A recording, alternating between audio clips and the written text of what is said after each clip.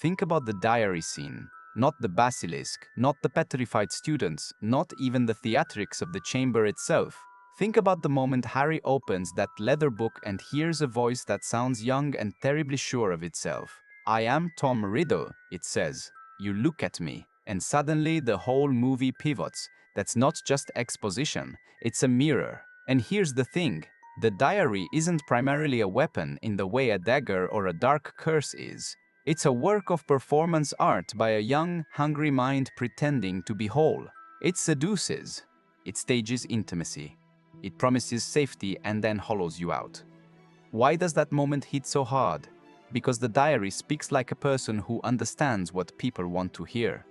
"You are a clever boy, Harry," the diary tells him, a line that lands like a hand on the shoulder. Then it offers the ultimate bait, attention. "Put your wand away," Riddle says softly. "Come closer." Simple instructions, a whisper. Think about how easy that is to fall for when you're 14 and lonely in a school corridor that smells of damp stone and longing. And it's not just about flattery. The diary acts like a friend who knows a lot more than you do.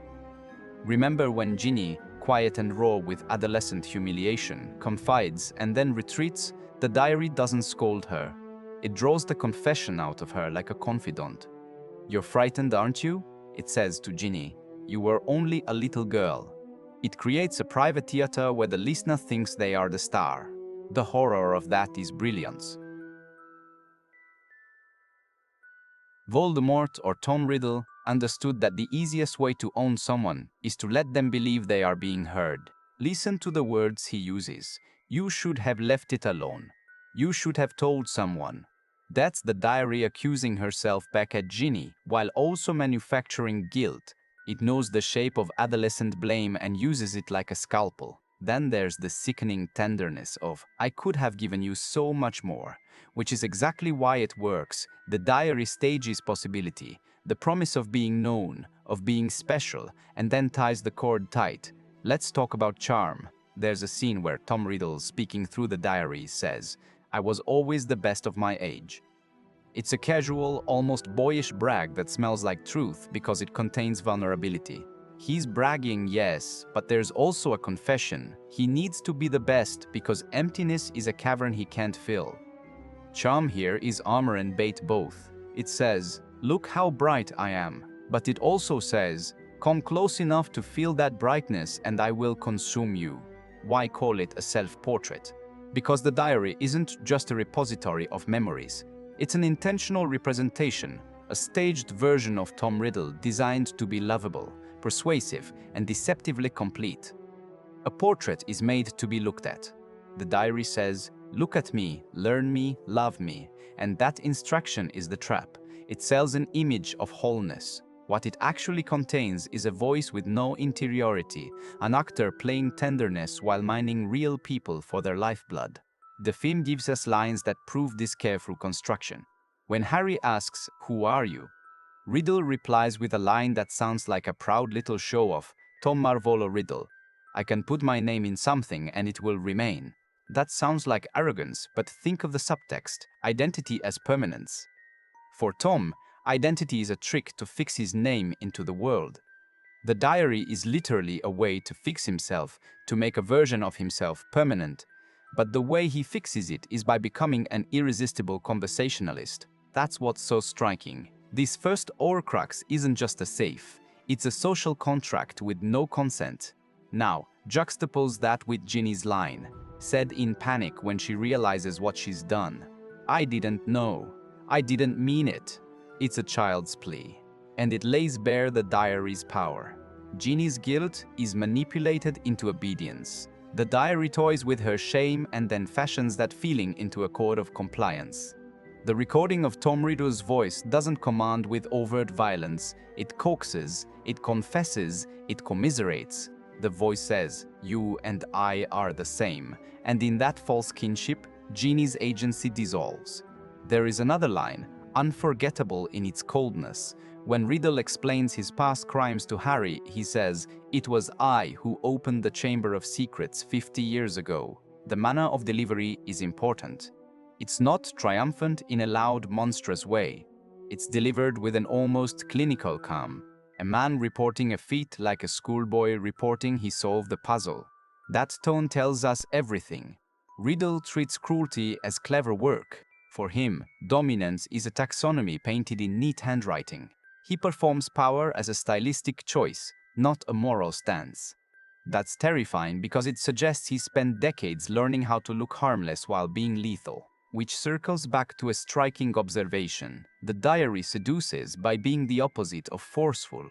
It doesn't crush, it calmingly suggests. Tell me more, it prompts. Tell me everything. Those are lines you'd expect from a friend, from a lover, from someone who wants your secrets so they can map you. That's exactly what Riddle wants, intel. He carves out intimacy to harvest the person on the other side. This makes the diary the perfect prototype for Voldemort's later methods. Look how Voldemort uses personal bonds in other stories. The way he recruits followers through promises of belonging, how he exploits longing for status, how he preys on grievance. The diary is the draft. It's him signing up for a career in social predation. It begins as conversation, then escalates to possession. It's the slow, elegant slide from companionship into colonization. Think about that. Possession isn't an instant switch. It's a long conversation that turns into a trap. And here's another subtle, brilliant choice. Movie Tom Riddle is younger and softer than the monstrous Voldemort we meet later. That youth is deliberate. The younger voice is easier to trust. It sounds like someone who could have been a classmate. He offers shared memories and insider jokes. In the film he says, "You know me, Harry." Harry? That line is like a gentle scam. It invites assumption of familiarity. If a voice can convince you it's known you for years, it can rewrite your memories. Remember how he tells Harry about Hagrid, about the girl he remembers? In small details, he weaves a shared past, and in weaving that past, he becomes an authority on the present. There is also a structural cruelty to the diary's operation. It's built to mirror and mirror again. Denise sees Tom, she writes in him, he answers, she feels seen. She writes more. The feedback loop strengthens. Words turn into acts. Letters and confessions become gestures that change the world. A basilisk wakes, tags move, students fall silent. The diary weaponizes empathy. Emotional connection becomes an accelerant for violence. It shows how vulnerable an individual is when they mistake attention for care. Pay attention to one of the film's most chilling lines. "It is I who have done these things. It is I who have cursed these people." Spoken with artless pride, no remorse. The diary's voice is clinical about the outcomes of its manipulations, as if reading a lab report. That lack of empathy is the axis of Riddle's cruelty. He can mimic intimacy, but he can't genuinely share it, so imitation becomes exploitation. You feel the difference between a true friend saying, "I want to help you," and Riddle saying, "I want to know you, so I can remake you." And what do we make of the diary's end? When Harry stabs that quill into the page, and the ink bleeds and the memory of Riddle erupts, it looks like physical destruction. But symbolically, it's the refusal of the offered mirror. Stabbing the diary is Harry rejecting the role of confidant and refusing to be rewritten. The act is the opposite of seduction. It's a violent reclaiming of agency. Harry's last words to the memory are defiant, and the way Riddle's face fizzles out is almost like a critique. When you destroy the performance, what's left is nothing. A hollow petty core shriveling away. That's the real revelation, Tom Riddle. Behind the charisma is a hollowness. He fashions identity like a costume. He stitches together accents of feeling, but he's empty inside. The diary shows us that early in miniature. It's not a weapon of brute force, it's a theatrical self-portrait designed to attract and to steal. And every line of charming banter is a calculated move toward control. What does that tell us about Voldemort? That evil isn't always loud. Some of it is soft-spoken and patient. Some of it wins by listening, by offering a warm cup and then slipping a sleeping draught into it. Tom Riddle's diary is a template. Charisma without conscience. Connection used as a chain. Intimacy turned into an invasion. It exposes villainy as a social skill, an ability to make you feel special while emptying you out. So the next time you watch that scene, listen to the lines as if they were forensic evidence. I asked you to come here, Riddle says. You came. Those simple declarations track a pattern: invitation, compliance, satisfaction. All of Voldemort's later atrocities are built on those same tiny transactions. The diary teaches him how to be loved enough to be obeyed. And finally, there's a sad artistry to it. Tom Riddle's first self-portrait is also his attempt to be remembered. The diary is less about immortal evil and more about a scared child who needs the world to take notice. But he chooses the worst path. Instead of seeking real connection, he manufactures it and then consumes it. That's the anatomy of his cruelty. And the mirror he offers us is dangerous because it looks like comfort.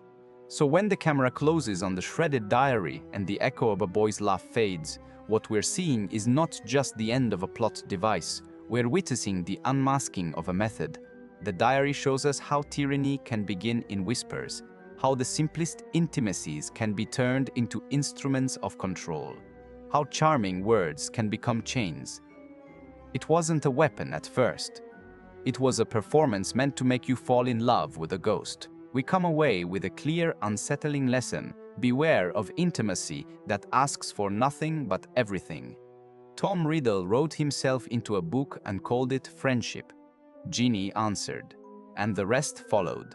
That's the power of the diary, and the tragedy of the portrait it paints. Brilliant, patient, alluring, and utterly hollow at its heart.